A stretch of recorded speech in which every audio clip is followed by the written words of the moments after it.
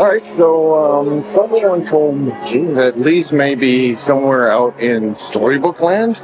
It says there's a great way to find a lot of different things. Have you guys go down to that line over there at the very end? Oh, special. Thank you very much. So now, just for that, maybe we'll find Lee's faster. So we're going to go take a look and see if we can find Lee's on the Storybook line. Storybook Land. For your safety, we ask that you please remain seated, keeping your hands, arms, feet, and legs inside the boat at all times. And please supervise your children so that our story doesn't take any unexpected turns.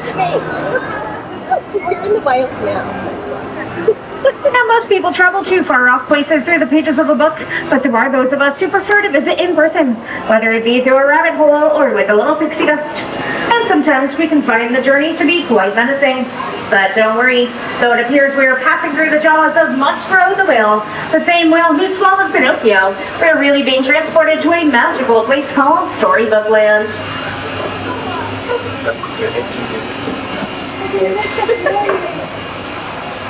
And like all good stories do, ours starts with once upon a time, and with a big bad wolf. He lives in the cave coming up on our left, and he's always after those three little pigs. Luckily for them, they live across the way in those three houses. One made of straw, one made of sticks, and one made of guaranteed wolf-proof bricks. Now things are about to take a strange turn, as just around the river bend is the quaint English village, which is home to Alice. One golden afternoon, she followed the white rabbit down the rabbit hole and fell down, down, down into Wonderland. And things only got curiouser and curiouser from there. Our next chapter begins in London Park to our right. This is the very same park that Peter Pan flew over with John, Wendy, and Michael Darling as they followed the second star to the right, and straight on to Mornington Neverland, with the help of Tinkerbell's pixie dust. All of the places here in Storybook Land are quite magical, such as the city of Agrabah straight ahead. This is where a street rat named Aladdin first stumbled into Princess Jasmine in the marketplace and stole her heart. Though the two came from different worlds, with the power of love and the help of a genie, they are now married and live in the Sultan's palace to our right.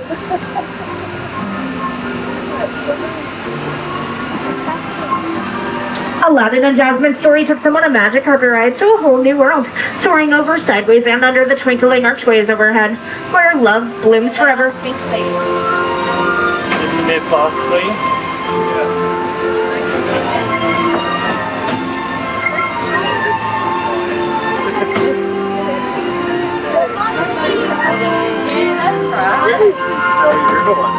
And while all of the places here in Storybook Land are quite magical, some are also rather mysterious, such as the Cave of Wonders straight ahead. It is said that the treasure bears a curse which can only be lifted by the genie who lives in the lamp, and rumor has it, whoever sets the genie free will be granted 3 wishes. Now let's all make a wish and see if it comes true.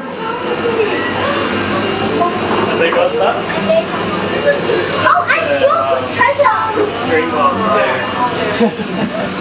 Snow White wished to be free from the evil queen, and she found shelter in the cottage to her right, which is home to the 7 dwarves. They offered her protection in return for her kindness, and if you listen carefully, you just might hear them whistle while they work. Now Cinderella wished to go to the ball, but her wish instead of the table. Luckily for her, her fairy godmother granted that wish, but when she did not return home by the night, her carriage turned back into a pumpkin, and it still sits there on the bridge to our left. Though magic has its limits, love does not. Cinderella now lives in the palace at the top of the hill with her prince.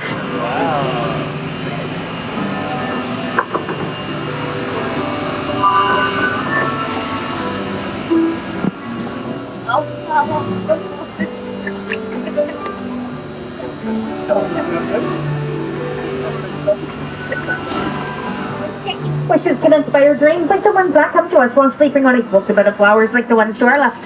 They were inspired by the 1933 silly symphony cartoon Lullaby Land, and the miniature plants will stay small forever thanks to the enchantment of Tinkerbell. This was the very same magic that she used on the Lost Boys in Neverland so that they would never, ever have to grow up. This is what made this place a favorite of master storyteller Walt Disney, who continues to inspire our stories to this day. And in fact, Walt Disney has inspired stories like Wind in the Willows, featuring Mole, Rat, and Mr. Toad. Mr. Toad lives in that stately manor coming up on our left. But sorry folks, He isn't home right now.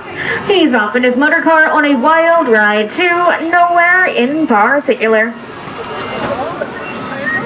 Or stories like that of Arendelle, where sisters Anna and Elsa grew up and where they met their frozen friends, Olaf, Kristoff, and Sven, who also lives in that icy palace. Anna refused to let her go, and they found that the power of love was strong enough to help them weather even the harshest storms. Straight ahead is the Alpine Village, which is home to the woodcarver Geppetto. He wished to put a star for his wooden puppet Pinocchio to become a real boy, but it was not until Pinocchio saved him from the belly of Monstro the Whale that the Blue Fairy granted that wish.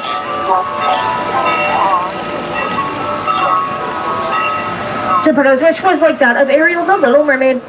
She wished to walk on land and become a part of our world. It was the Sea Witch Ursula who granted that wish, and Ariel traded her fins for unsteady legs. She now lives in the palace to our right with Prince Eric. But Ariel's story began in the underwater city of Atlantica to our left, where she lived in the shadow of her father, King Britain. And like all of her stories are in Storybook land, Ariel's ends with a happily ever after. Now as we approach the dock, please remain seated, keeping your hands, arms, and fingers inside the boat. And do not stand up until I've told you it is safe to do so that our story doesn't end under the sea. Once again, my name is Maddie, and on behalf of all of our storytellers here today, I hope you're having a very magical day here at the Disneyland Resort.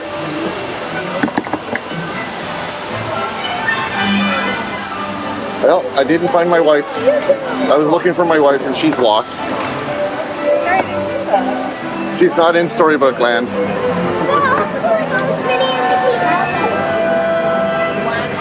We'll find her. So we'll keep looking around. We'll find her soon. I'm sure of it. Maybe on the next one.